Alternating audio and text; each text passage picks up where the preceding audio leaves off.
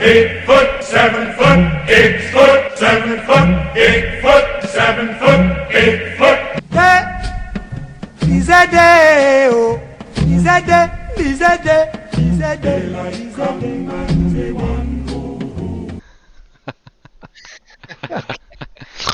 How's it going, man? No escalations? Arthur escalated to scratching my face, but that's not... it happened so fast. Of the face, and he's a fast one, eh? No, it was a comedy one with Bill Murray, where he's on the radio.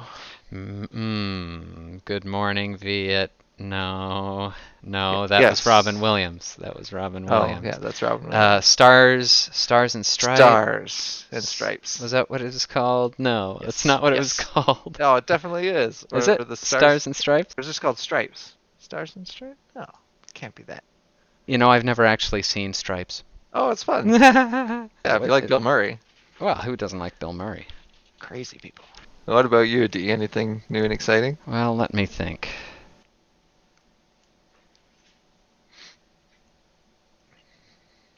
No. The Makanai, cooking for the Maiko house. That's it. It's just wonderful, heartwarming, good stuff. Pete, hello? Oh boy. So in like 30 to 45 minutes, well, how long ago did you consume said cap? About 30 to 45 minutes, so let's see, I'm getting a text. Okay, what else? This phone is for old people. I got the Jethro. I think you were looking at it for Dad. Oh, did you? I did. Its UI is fucking awful. Yes, that's what I heard. It is so unintuitive. I can't imagine how an old person would navigate this. Hey. Oh, yeah. Hey, Ian, are you here? Yeah. Awesome. I literally just walked in the door. Take your ease, sir. Take your ease. Yeah, by all means. I'll be right back. Please empty your bladder. Did we leave anybody alive? One guy. Not making that mistake again. So, thunder booms. Rain sweeps in through the broken living room window of the party's farmstead headquarters. Bodies lie across the floor. One a smoking, headless mess. On some plane of existence, the crone cackles. The groans of a fleeing, wounded adversary can be heard outside. Dawn is an hour away. Keenan. Glib, out the front. Yeah, I'm going to dash to the window and dive through it. Glib is going to go out the front door. Revealed to you are two additional firemen taking cover from the rain under a tree, and Clara and another fireman overseeing all, awaiting the results of the first group's foray into the manse. Your Glib's course going to of go action. right back in the front door. It's the crazy bitch! It's the crazy bitch! Let's go out the window. Keenan's going to step on Boris's back. He's going to grab him by the hair and draw his dagger out and slit his throat. And he's going to look over at her. You should have hired us.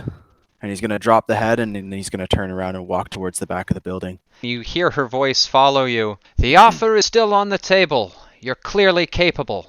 You attacked us. That offer is gone. Party, roll for initiative. Yippers. Well, you'll have to beat a 1. Oh, okay. And Glib, the turn is to you. Oh, shit. Okay. Shit. So Glib is going to stand by the window here. Crossbow at the ready. Alrighty, Isfahan, the turn is to you. Peek around, see what he can see around the front. And baseball! Yeah, not sure what he's going to do, but he's maybe going to prepare to attack. You can see the two additional firemen taking shelter under the tree, poising for action, leaning forward with intent. Baseball bats!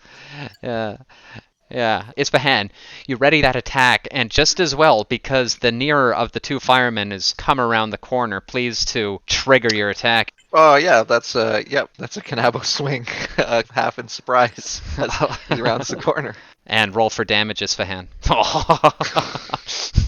His momentum stops dead and his body slumps. His face is a mess.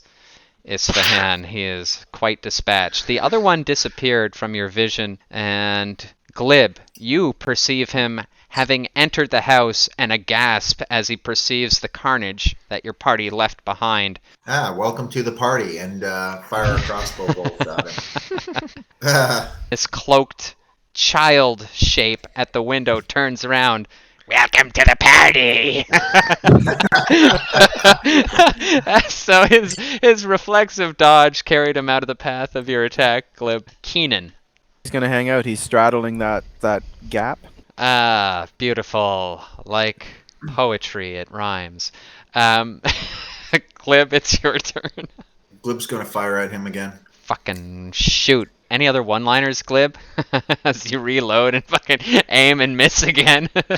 Glib's gonna scurry over here. Oh, creepy into the pantry. Oh, God. Just laughing. Isfahan, we're back to you, recovering from the momentum of your blow. A wipe of the Kanabo. He's going to peek around, see if anyone's there. He's going to peer back in the window and see what he sees. You see Glib's fleeing little legs escaping into the pantry, Isfahan. Hey, you! And he's going to, like, gesture and go around the corner. Much more willing to follow a human being than the beastly Tonberry. Carrying on, the second man, noticing the strangeness occurring in the charnel house, climbs through the broken window, takes in the sight himself, aghast. His buddy goes to the window, and Isfahan, you perceive the fireman poking his head out, looking side to side. He holds his position there, peering around. Keenan, it's to you. He'd like to climb into the barn and go up to the second floor, find a hole that he can peek out of, shoot this guy. Damage. Beautiful. So he's poking his head out the window and he's looking around, trying to perceive the source of the shadowy figure that he saw out the window, when out of the blue, out of the black, Arrow comes down. fucking shanks him right in the neck. He staggers, looks around in bewilderment, and Glib, the turn is to you. This other guy has entered, so I'll pop around the corner and say, "Welcome to the party," and shoot at him. Welcome to the party. It's like an echo. Shit. That fucking crossbow string again. Glib, your bolt goes wide and you are temporarily disarmed. Isfahan, the turn is to you. He wants to sneak around the corner and grab that guy, throw him in the well. You loom out of the dark. Yeah, just like a horrible force gripping this guy. And the next guy, Glib, bull rushes you, but fumbles and lands clumsily at your feet. But it is now Clara's turn, Glib. You see her come around the corner, raise a crooked finger towards you. Pain in your head. You stagger about. A bloody nose occurs, and you suffer 4 points of damage as Clara assaults you with a psychokinetic attack. Glib, the turn is to you. Okay, this guy's right in front of him, so he's just going to draw his dagger and stab him with it. Stab him, Glib. Stabby, No, Glib, you stab good. Roll for stab. stabby. Roll in for a stab. Nice. Nice. Glib. The guy barks in pain. His umbilical aorta severed. He falls in a heap, bleeding out quite quickly at your feet, groaning as he does so, but you may consider him out of combat. Isfahan, you've got this guy muckled up. He's just all fucked up as you've got him gripped around the face. Isfahan wants to drag him over to the well with the intention of chucking him into it. Isfahan doesn't want to kill him. Maybe he could just drown him long enough for him to, like, just be kind of fuddled, maybe partially unconscious. You hold him under and give him a few good short shots to the side of the head as he struggles until you dump him ungraciously, sopping wet, and out of the fight at this side of the well there, Isfahan. Let it happen, let it happen. Any movement, dude? He's gonna go back to the window. Alright, Isfahan peering through the window, you see, that baleful woman, the fire-haired beastess, Clara. She pursues Glib.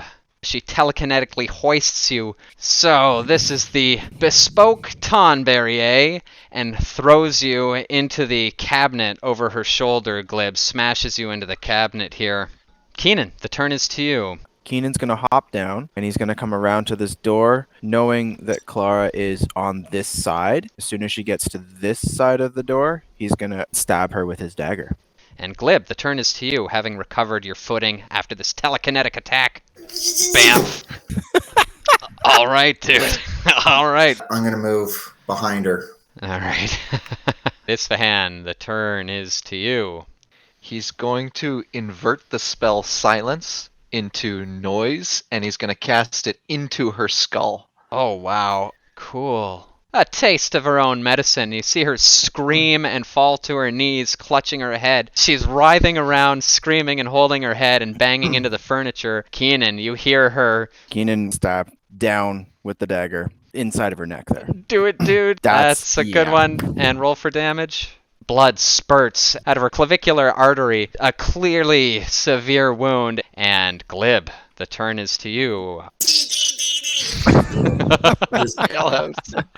All right, dude, make your attack with advantage. This is ladder opener. Just getting like a jailhouse like mental image going on here. Yeah, this is awful. This is ugly and horrible. Yeah, Keenan blasts through the door, picks her up, gouges her in the throat with his dagger, and while still holding her, Glib, you rush in and give her the jailhouse special. Your headquarters, once a safe haven, now a gory carnival house of violence.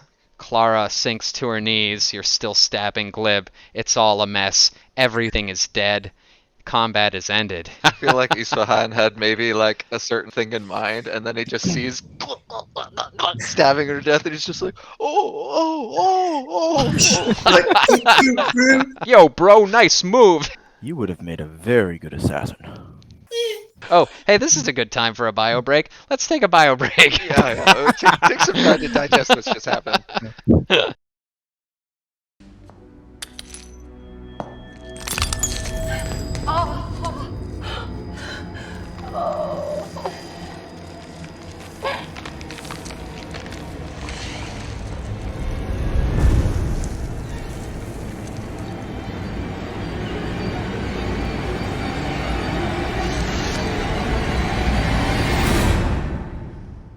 Bitch.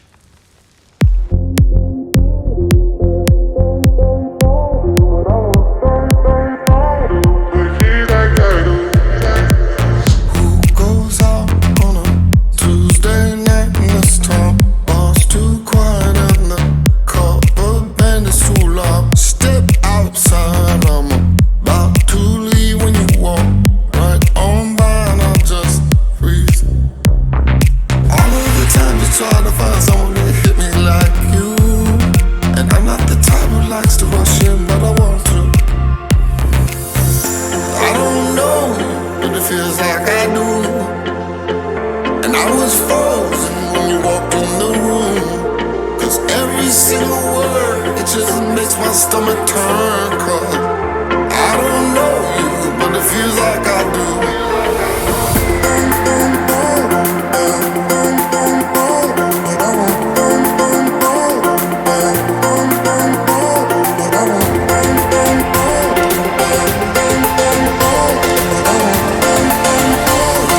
Feel like I do.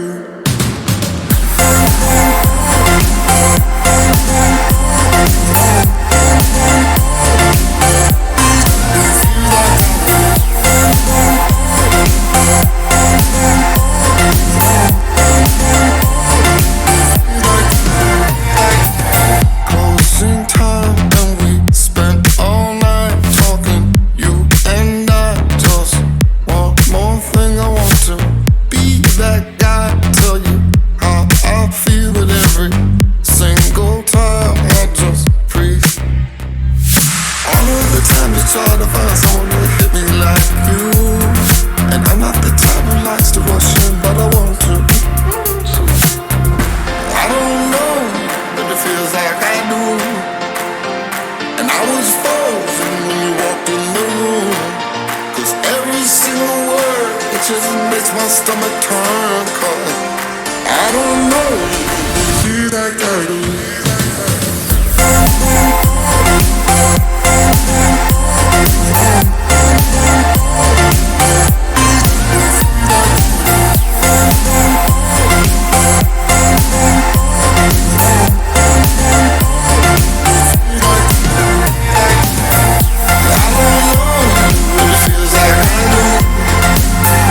I was frozen when you walked in the room.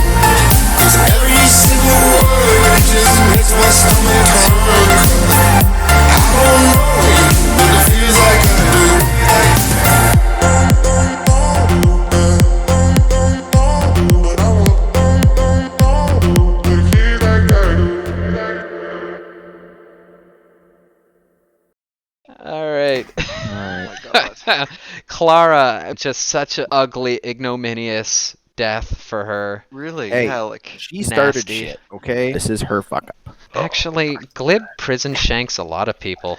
That's like the does. 4th one this campaign. 4th or 5th? at Come least it's on, not in the guys. Jakes. At least it's not in the Jakes. You know, there's not that much work for Ewoks anymore, so Yeah, they got Do it. CG now, put all the dwarves out of business. I hate Let's it when they bring human people back to brain. life. That's the worst. That is really disturbing and its Yeah. own horrible rabbit hole. Or de-aging them. Yeah, They always that- just look so fake. Yeah. The only one that was even slightly decent was Samuel L. Jackson in Captain Marvel. And you make fun of me for watching The Last Witch Hunter? Hey, that movie wasn't bad. I mean, it wasn't great. Your evening of last. Fin, diesel. My favorite line of that movie is "bitch" when she crushes the thing and the old witch becomes old again. Ah, yes. Yeah. Pete, you're a bigger nerd than I am. It tells you how many times I've seen that. Yeah, fucking really. film. Love that redhead, though. Well, I got a roast a bone here, guys. Talk amongst yourselves. It's the I've best. got to It's the best prep fucking all my program stuff ever. all the time. Yeah. Drives me nuts. I hate prepping. I fucking hate prepping. Yeah, that's the most annoying part. Well, Well, Yeah, that so, and the party, anyhow, Okay, enough okay, teacher sorry. talk I here. almost hate it as much as marking. Marking is the fucking worst, but you mark. prepping sucks. I Party. The rain beats down in the after-battle quiet. Is that guy still alive? Can we still interrogate him? Search them. He's gonna start searching Clara. The two thieves busy themselves with the pilfered loot, obtaining a collective pot of 120 pieces of gold, and Keenan, from Clara's corpse, you find a very interesting amulet, beset with a jewel in its center, a small, modest one, but quite eye-catching nonetheless, and you sense a magical aura about it. Isfahan, you come upon the brute fireman. Hold on, D. Oh, Hold yeah. on, D. Yes. Did you say 250? 120. What the hell did you hear? Damn it. I heard what I wanted to hear. But bear in mind, Glib's features are now very difficult to distinguish as originally gnomish at all. His hooked nose is now like a beak, and his skin is hardening, callousing all over, scale-like. His fingernails long and conical and translucent, as are his teeth, and those glowing yellow orbs are barely perceivable as eyes at all. He has truly become the Tonberry. All right, you step out the door, come upon Isfahan, who is reviving this fellow. Isfahan, do you put him to question? Isfahan props him up in a sitting position against the wall and gives him a few really powerful back blows. Like, cough up that water, Careful. sir. Sorry about this, friend. He spits. Not at you, he just spits. Isfahan stands and just looks over to Keenan. It presses upon my skull, Keenan, to be honest. I'm rather distressed at all the violence. Do you want to question this individual? And Keenan's gonna look around and be like, Isfahan, they attacked us. We simply defended ourselves. That's how you rationalize it. Flip's going to come out of the house and just walk straight towards this guy. Yeah, he stiffens at the sight of you, Glib, and presses his back even tighter against the well. You tell me everything. Why did you come here? With a catch in his voice, he says, Clara paid us to come here, so we came here. Take you guys to her boss. Ah, so the governor wants to see us, does he? I don't know his business. Let me out of here. Yeah, he's shaking. This is a hard man, but you can tell he's barely holding it together. Keenan's just gonna walk up behind him, grab him, and start to drown him again. Yeah! All right, yeah, I'm imagining him spits out these words at Glib. Keenan is right there, just over top of him, awkwardly cramming him backwards into the well, so he's backwards and upside down and just... The water's going up his nose. Yeah, he's scrabbling at your arms, Keenan, but he's got nothing after several seconds. He's swallowing a lot of water here and insufflating a lot of water. He goes Still. Isfahan in disgust just turns away and he heads off to the north and to the west to do a perimeter check. The sun is now showing its first hints on the eastern horizon. The gray is turning to blue. Isfahan, you pace through the sodden grass amongst the trees around the periphery of the property. Glib, Keenan, you guys have collected your spoils. Yeah, bury these bodies. That makes sense. Keenan's going to help drag out all the dead bodies, and we're going to drag them all over to the field. Because Jeff and Eric are going to be here at any moment. Guy? Oh, guy. Jeff and Eric. Yeah. Like, who the heck is Jeff?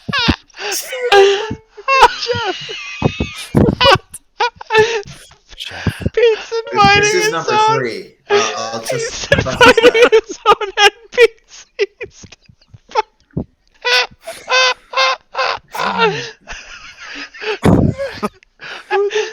Oh, Bill. It's Sam. Thanks for that. Nah, Oh he was funny looking. Alright. Keenan starts dragging these two bodies. He's gonna try and drag. Oh wait, how much bigger are these bodies than? Okay, Keenan? guys, we don't need to get into the micro details about the burying of the corpses. Keenan tamping down the ground on the last grave as the last drops of rain fall and the sun's rays begin to properly fall openly upon the stretch of ground where the farmstead is located.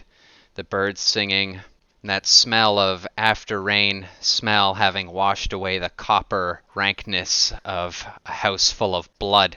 On the horizon, on the laneway leading to the farmstead, is a wagon and a shadowed figure approaching with a person riding shotgun. Well, that was a lot of work for Glib, so he's going to take his ease. Yeah. The character resolves into the now familiar face of Guy Freebrush riding atop a horse and cart. On the bench next to him is Eric with a hobo satchel over his shoulder. They approach and Guy hails the party. Aye, good morrow to you. Did you pass the eve safely, me friends? Quite uneventful. Just has a hollow look in his eyes, just staring at Guy. Eric hops down from the wagon and he begins hauling luggage out of the back of the cart. Yeah, Glib's going to kind of perk up and roll under the bed. All right. Eric starts depositing gear and Freebrush hops down and he says, I was able to procure some equipment for you, gentlemen, and I know the shady fellow liked to hide his face, and where is the wee one? Have you eaten yet? I could use something to line me belly. Been traveling since before dawn, you know. Come inside. Thanking you for the wares. Come inside. Eric, pack all this up and bring it inboard. The young man hops to it, enthusiastically rewrapping all the goods and playing bellhop. The party makes their way into the somewhat scrubbed but obviously ransacked farmstead. There is still the cratered hole in the floor, obvious carnage, and Freebrush absorbs this with some fair stoicism and slows his pace as he enters with his fingers hooked into his belt, and he says, well, I had a bit of a rowdy doll last night, didn't you, lads? We had visitors last night. Yeah, Jesus! I guess Jesus may not exist in this world. So. Lord, child of the gods! What the blazes was that? Is that your wee friend? I think I have a dog in there, sir. A talking dog. I am no dog. Ugly magics, my lords. Salahain protect us, aye. Well, what's for breakfast? Eric, ready the horse. They don't want us here. We're getting back on the road. Are you staying with them, boy? Yes, sir. Yes. We are moving on to Balzac and applying ourselves to him. Isn't that right, fellows? Keenan looks questioningly over at Isfahan. We run Balzac. Yes. Eric, understanding our... Apply ourselves to him for aid against the governor, that vile interloper. Indeed. But there's a really uncomfortable silence, like Dad just hit Mom at the dinner table. He pipes up defiantly, "You cannot deliver him to Balzac. He will find Balzac himself." He turns and storms off Isfahan. You may choose to join him if you so wish. Yeah, he goes out to the front door. And he's marching and huffing, and he's ready to storm off Isfahan, grabbing his gear off of the cart. Starting from... Enough of attempting to your find- ensorceling, never-ending fancy talk, cleric. Isfahan wants Eric to go away. He sighs dejectedly, hefts his pack, and begins marching northwesterly. Well, Guy is going to push himself up from the table, and he'll say, "I'll not keep you a moment longer. May your deed be done quickly, and when it is, I'll have that gold in your palms, I swear it. Best of luck." He strides out the door and past you, Isfahan, and begins getting back on his cart, pets his horse, and sets off into the distance down the laneway whence he came, back in the direction of Publica. Isfahan, you're left pondering outside as the sun's rays continue to strengthen, and as you come back to yourself, you become aware that a conspicuous pigeon has been circling the farmstead. Glib, are you familiar with messenger birds? Can you come out here? Glib will pop outside and say, "Oh, maybe that's Patch replying to our message." Glib, you'll have to take about an hour to unlock and decipher. Hear that kid? Sorry, I'm Did you really get rid of sorry that I kid? interrupted that. Did you get rid of that kid? Wandered off by Mr. himself Hannon? in that direction. Mr. Hannon, you probably just saved his life. And then Glib's going to go inside and decipher the pigeon. And we will wrap up the session on these notes from Patch. The message reads, Number 1, investigation of MC ongoing in Thamiana. Links to clergy, military, changes in city atmosphere. Number 2, do not ex Fidelis without ascertaining motives. Number 3, and most cryptically, it reads, beware wandering warrior in melted armor. And we'll end it there tonight, guys. Fuck, it's just the brain cogs are just like, oh fuck. Very good. Awesome, guys. Fucking sick ass, cool ass, Mac ass shit. Great sesh. GG. Thank you very much. That's excellent. We're all alive. The thick plottins. The thick plotting so much. Did you guys both just say the thick plottins? Yeah, I like to say that. All right, well, fellas, anything else? God, love, peace, and brotherhood. We didn't get killed! Happy trails, Pete. I'll see you on the other side, boys. All right. Have a good night.